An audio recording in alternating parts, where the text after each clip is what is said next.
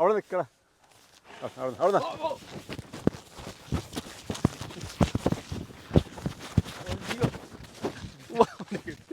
പണി കിട്ടിയോ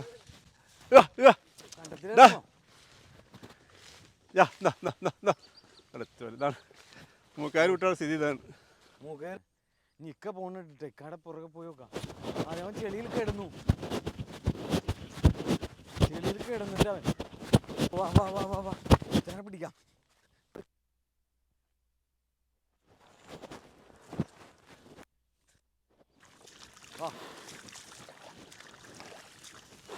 പിടിച്ചാൽ നിൽക്കൂല, അതാണ് മൂക്കായിപ്പോ.